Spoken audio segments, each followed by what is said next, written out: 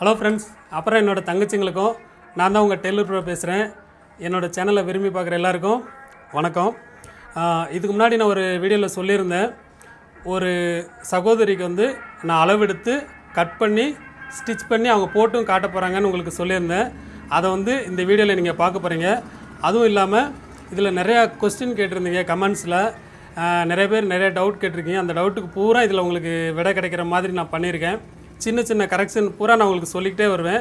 ஏன்னா அப்போது உங்களுக்கு நான் மெஷர்மெண்ட் எடுக்கிறதும் சரி, கட் பண்ணுறதும் சரி, ஸ்டிச் பண்ணுறது எல்லாத்துலேயுமே உங்களுக்கு அதுக்கு உண்டான கொஸ்டினுக்கு பூரா ஆன்சர் கிடச்சிரும். வீடியோ வந்து கடைசி வரைக்கும் பாருங்கள். நீங்கள் கேட்ட எல்லா கேள்விக்குமே பதில் கிடைக்கும். இப்போ இந்த பேக் லைனிங்கில் வந்து இந்த மாடல் வரைஞ்சிருக்கோம் இல்லையா, இதிலேருந்து 2 ரோப் வரும். நீங்கள் மாடலில் பார்த்துருப்பீங்க. அந்த ரோப் வந்து ஃபஸ்ட்டே நம்ம தச்சு வச்சுக்கிறோம். நம்ம எப்பயும் ப்ளவுஸில் ரோப் தைப்போம்ல, அது மாதிரி தச்சு முறுக்கி தச்சுக்கோங்க.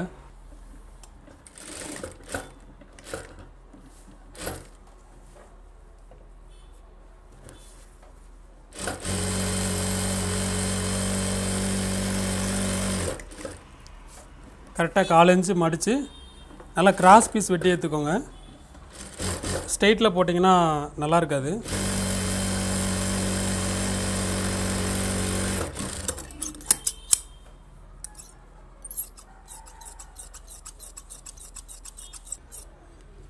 அந்த பீஸரை வெட்டி எடுத்துருங்க.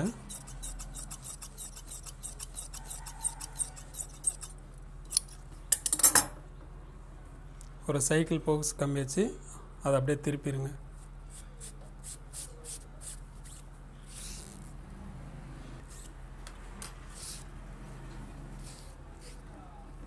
திருப்பிட்டு இந்த ரோப்பை கொஞ்சம் லைட்டாக ஸ்டிச் பண்ணி ஊசியை குத்திக்கோங்க. இன்னொரு மணியில் அப்படியே நல்லா அதை திருக்கிக்கோங்க. நல்லா டைட்டாக திருக்கிக்கோங்க. நிறைய பேர் ரோப் எப்படி தைக்கணும்னு கேட்டிருந்தீங்க. இந்த மாதிரி தான் நம்ம ஃபஸ்ட்டு அடித்து திருப்பிட்டு நல்லா டைட்டாக முறுக்கிக்கோங்க. முறுக்கிட்டு ஒரு சைடு டைட்டாக பிடிச்சிக்கிட்டு அப்படியே தையல் போடும்போது இன்னொரு சைடு வந்து அதை திருப்பி விட்டுக்கிட்டே வந்தீங்கன்னா அது அப்படியே ஒரு மாதிரி முறுக்கெல்லாம் வந்துக்கிட்டே இருக்கும்.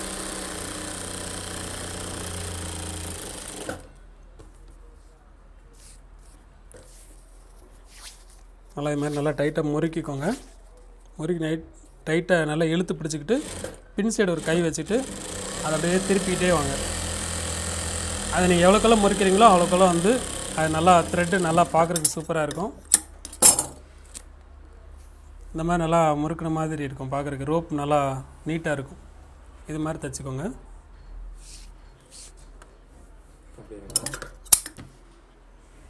இப்போ ஃபஸ்ட்டு ரஃப்பாக ஒரு லைனிங் வச்சுக்கோங்க. அதுக்கு மேலே வந்து இந்த லைனிங் எதுக்குன்னா நம்ம கேன்வாஸ் யூஸ் பண்ணுறதுக்கு பதில் தான் இந்த லைனிங் நான் வச்சுருக்கேன். இப்போ வந்து இந்த மெட்டீரியல் போடுறேன். இதுக்கு மேலே நமக்கு என்ன டிசைன் வேணுமோ அந்த கலர் கிளாத்தை வந்து அதே அளவுக்கு வெட்டிக்கோங்க. இப்போ நான் ஒரு ஜாஸ்மின் வந்து எடுத்திருக்கேன். சேரீ வந்து இந்த ப்ளூ கலர் சேரீ தான். இதை வந்து இதுக்கு மேலே நீங்கள் வச்சுக்கலாம். இப்போ இந்த மெட்டீரியல் வந்து கொஞ்சம் ரஃப்பான கிளாத்னா உள்ளே லைனிங் தேவை கிடையாது. ஒரு மாதிரி நைஸாக இருந்துச்சுன்னா உள்ளே நீங்கள் கிளாத் வச்சிங்கன்னா ஃபினிஷிங் கொஞ்சம் நல்லா கிடைக்கும். இப்போ வந்து நம்ம ட்ராயிங் பண்ண கரெக்டான அளவு வச்சுருக்கோம் இல்லையா அந்த லைனிங்கில், அதை நான் எடுத்திருக்கேன். இந்த ட்ராயிங் பண்ணையிலே இப்போ நான் ஸ்டிச் பண்ண போகிறேன்.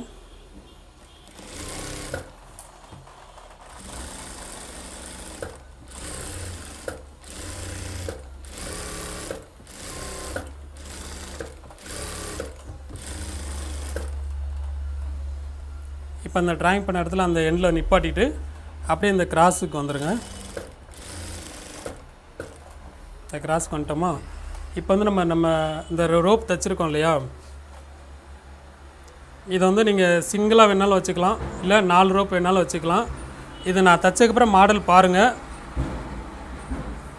உங்களுக்கு எந்த மாதிரி பிடிக்குதோ அந்த மாதிரி வச்சுக்கலாம். நம்ம இஷ்டம் தான். நம்ம எத்தனை ரோப் வைக்கிறோமோ அத்தனை மாடலாக தெரியும். இதை வந்து இந்த லைனிங்கை தூக்கிட்டு நீங்கள் அந்த நீடில் வந்து கீழே இறக்கிக்கோங்க. கரெக்டாக இப்போ நான் 4 இது வைக்கிறேன், 4 ரோப் வர மாதிரி வைக்கிறேன். அந்த லைனிங்கை தூக்கிட்டு ரோப்பை வந்து கரெக்டாக 4 வரிசை வச்சுக்கோங்க. ஒன்று மேலே ஒன்று இல்லாமல் பார்த்துக்கோங்க. அப்போ தான் நல்லாயிருக்கும்.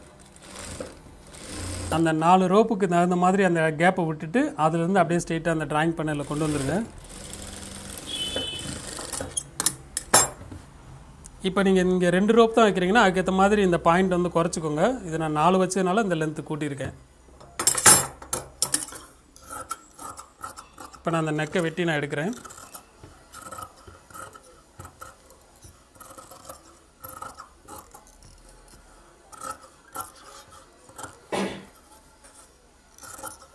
கரெக்டாக 4 இன்ச்சு கனெக்ட் பண்ணி நம்ம எப்பயும் ப்ளவுஸில் வெட்டி எடுப்போம்ல அது மாதிரி வெட்டி எடுத்துருங்க.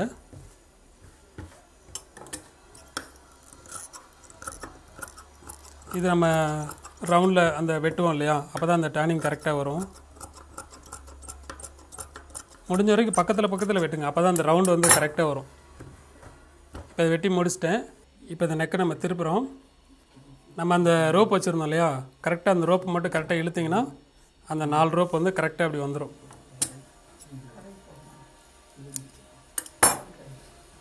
அதுக்கப்புறம் மீதி உள்ளதில் அப்புறம் நம்ம அந்த லைனிங்கை மடித்து எஜ்ஜு தையல் போட்டுருங்க.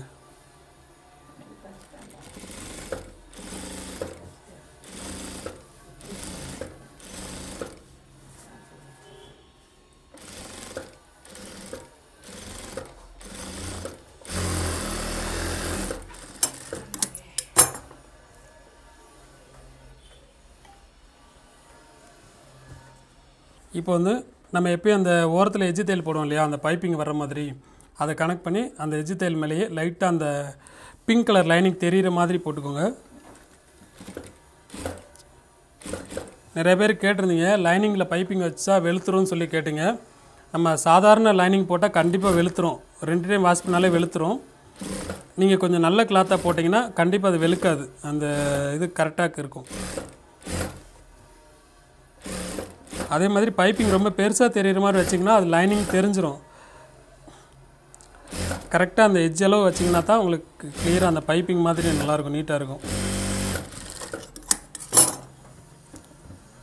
நான் அந்த போட்டிருக்கேன், உங்களுக்கு அந்த பைப்பிங் கிடச்ச மாதிரி ஆயிடுச்சு.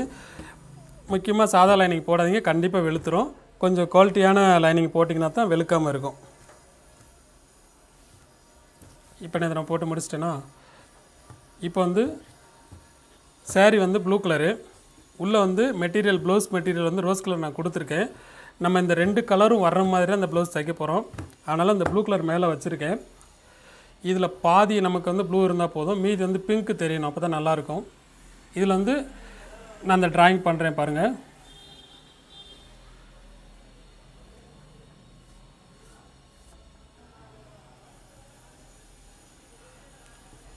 இந்த டிசைன் வந்து இப்படி தான் போடணுன்ட்டு இல்லை, உங்கள் யோசனை வந்து உங்களுக்கு எந்த மாதிரி பிடிக்குதோ அந்த மாதிரி போட்டுக்கோங்க. இப்போ இந்த ட்ராயிங் போட்டிருக்கேன். இப்போ இந்த ட்ராயிங் மேலே நான் ஸ்டிச் பண்ணுறேன். சுருக்கு வராமல் பார்த்துக்கோங்க. மெயினாக இந்த மாதிரி கிளாத் வச்சு நீங்கள் தையல் போடும்போது முடிஞ்ச வரைக்கும் தையல் பொடியாக வச்சுக்கோங்க. ஏன்னா அதில் வந்து பிசுறு வராமல் இருக்கிறதுக்கு அதான் கரெக்டாக இருக்கும். பெரிய தையல் வச்சிங்கன்னா நம்ம வெட்டும் போது அதில் பிசுறு வந்துடும். இதுக்கு மட்டும் கொஞ்சம் பொடி தையல் வச்சுக்கோங்க.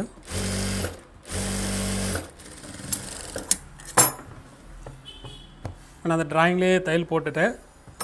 இப்போ நம்ம தையல் போட்டிருக்கோம் இல்லையா, அதிலேருந்து நீங்கள் அந்த பீஸை வந்து வெட்டி எடுத்துருங்க.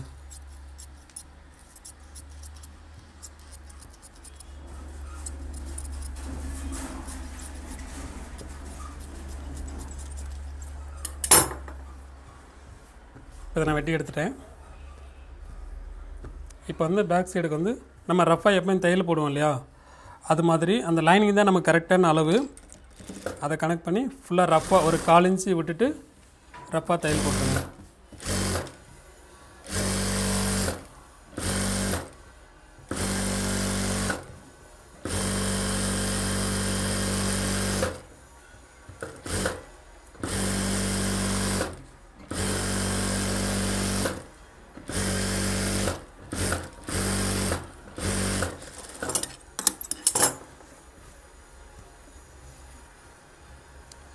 இப்போ வந்து நம்ம அந்த 2 நெக்கும் ஒன்று போல் வச்சுட்டு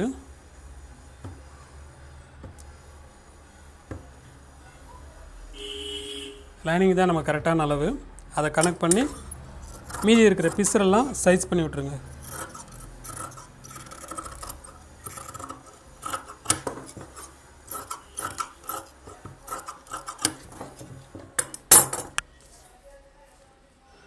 உயரம் 14.5 இன்ச் வச்சுருந்தோம், 14.5 வச்சுருக்கேன். அது போக மீதி உள்ள பீஸரையும் கீழே வெட்டி விட்டுருங்க. ஏன்னா கீழே வந்து நம்ம ஜாயிண்ட் பீஸ் தான் கொடுக்க போகிறோம், அதனால் இதிலே மடிக்க வேண்டியதில்லை, 1/4 இன்ச் எக்ஸ்ட்ரா இருந்தால் போதும்.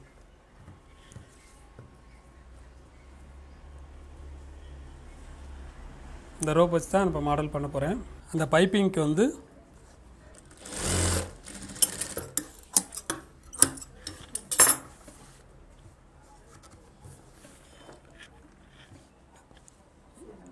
பைப்பிங் எப்போ தைப்போம்ல ஒரு 1/4 இன்ச் கேப் விட்டுட்டு ஒன்று போல் தைங்க.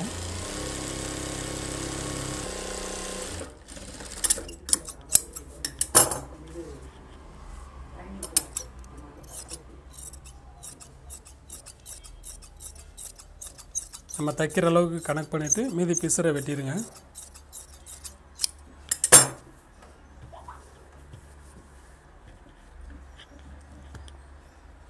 இதை வச்சு தான் இந்த பிசரை இப்போ நான் மறைக்க போகிறேன். இதில் வந்து உங்களுக்கு பைப்பிங் பிடிச்சா பைப்பிங் வச்சுருங்க, லேஸ் பிடிச்சிச்சின்னா லேஸ் வச்சுருங்க. லேஸ் வச்சா நல்லா தான் இருக்கும், நான் பெரும்பாலும் லேஸ் வைக்க மாட்டேன். லேஸ் பிடிச்சவங்களுக்கு நீங்கள் லேஸ் வேணால் வச்சுக்கோங்க.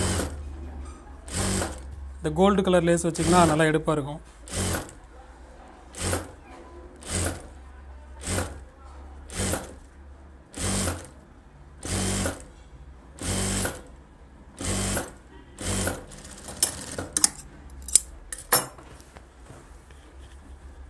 இப்போ அப்படியே மடித்து இதில் போட்டுருங்க.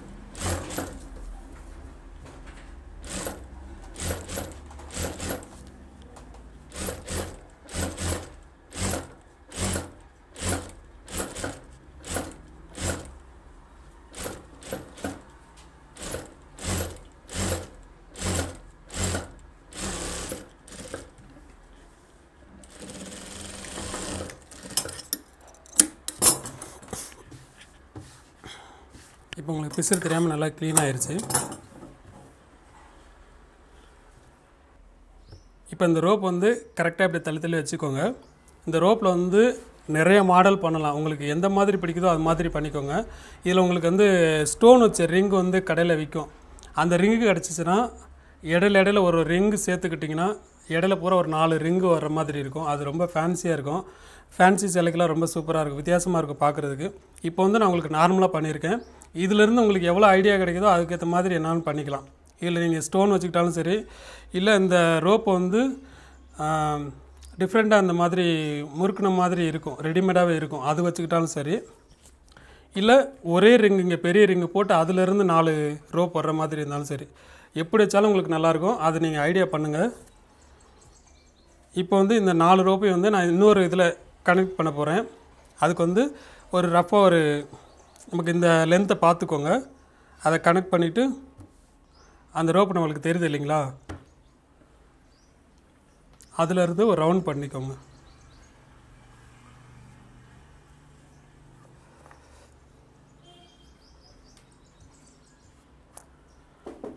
இந்த ரவுண்டு வந்து இப்படித்தான் போடணுன்ட்டு கிடையாது, நான் போடுற மாடலுக்கு இப்படி போட்டிருக்கேன். ஏன்னா அந்த சாரியில் வந்து ஃபுல்லாக ரவுண்டாக பூ இருக்கும், அதனால் இந்த ரவுண்ட் பண்ணுறேன். இதை நீங்கள் வேறு மாதிரி உங்களுக்கு எப்படி யோசனை வருதோ அது மாதிரி பண்ணுங்கள். எப்படி பண்ணாலும் அது கரெக்டாக சூட் ஆகும், அது உங்கள் திறமை பொறுத்து இருக்குது. இப்போ நான் அதை ட்ராயிங் பண்ணி எடுத்துட்டேன்னா இதை எடுத்துருங்க. இதுலேயும் வந்து கீழே ரஃப்பாக ஒரு லைனிங் வச்சுருக்கேன்.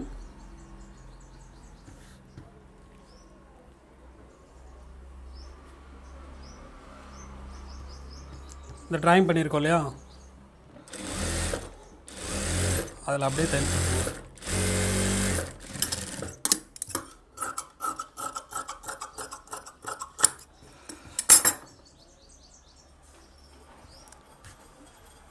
நம்ம த்ரெட்டு அந்த ரோப் வந்து என்ன கலர் வைக்குமோ அந்த கலருக்கு வந்து இந்த டிசைன் வச்சுக்கோங்க, அப்போ தான் நல்லாயிருக்கும்.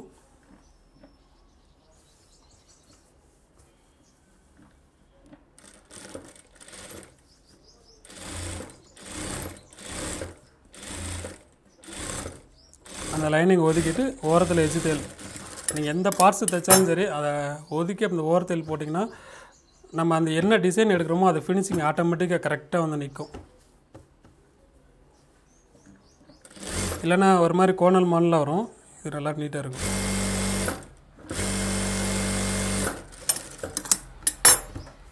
அந்த ஷேப் எடுத்துட்டேன்.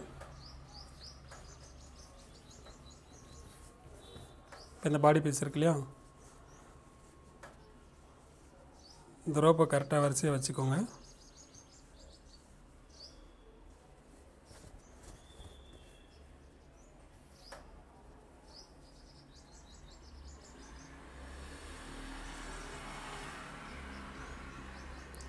இதில் வந்து லூஸ் வராமல் பார்த்துக்கோங்க. ஏன்னா நம்ம ரோப்பு வந்து இந்த ப்ளவுஸ்க்கு வந்து ரோப்பு கிடையாது. இந்த சப்போர்ட்டில் தான் அந்த நெக்கு இறங்காமல் கொஞ்சம் நல்லா சப்போர்ட்டு கிடைக்கும். அதனால் ரோப் வந்து லூஸ் விடாமல் வச்சுருங்க. லூஸ் விட்டுட்டிங்கன்னா அவங்க ப்ளவுஸ் போடும்போது ஒரு மாதிரி தொங்குன மாதிரி ஆயிரும். இப்படி கரெக்டாக டைட் வச்சுக்கோங்க. அந்த ரோப் லூஸ் வராமல் பார்த்துக்கோங்க. அதுமாதிரி ரொம்ப டைட் இருந்தாலும் உங்களுக்கு அந்த கழுத்து போகிற மாதிரி இறுக்கிட்டு இருக்கும். அது மட்டும் பார்த்துக்கோங்க.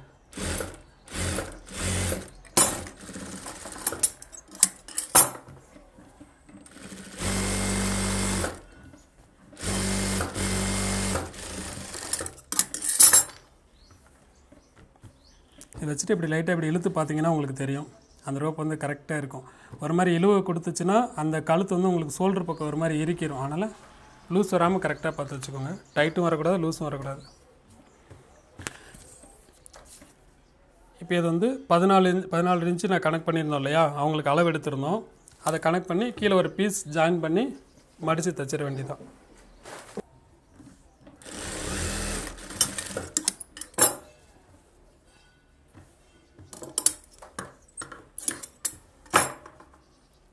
பேக்கில் மட்டும் எப்போயுமே வந்து ஒரு பீஸ் ஜாயின் பண்ணி உள்ளே திருப்பிக்கோங்க.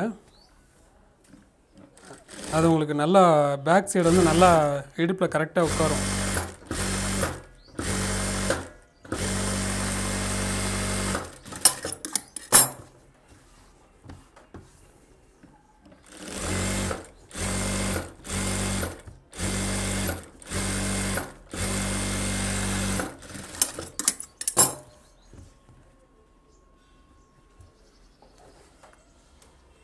அப்படியே மடித்து ஓரத்தில் ஒரு தையல் போடுங்க.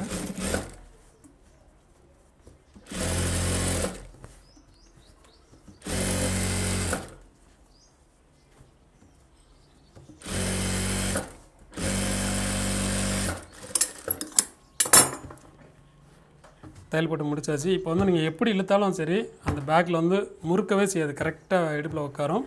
இதில் வந்து நீங்கள் 1 இன்ச்சு 1.5 இன்ச்சு கனெக்ட் பண்ணி, நான் 1.5 இன்ச்சு தான் எப்போயும் தையல் போடுவேன். கரெக்டாக 1.5 இன்ச்சு கனெக்ட் பண்ணி ஒரு தையல் போட்டுக்கோங்க.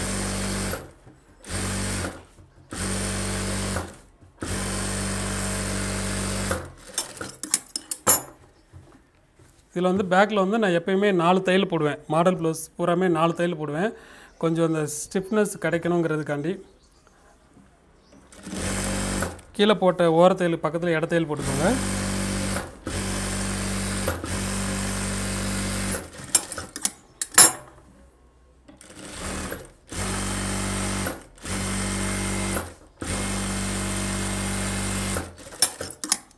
இந்த தையல் வந்து போடணும்னு கட்டாயம் கிடையாது. அது போட்டோம்னா கொஞ்சம் ஒரு சப்போர்ட் கிடைக்கும், அவ்வளோதான்.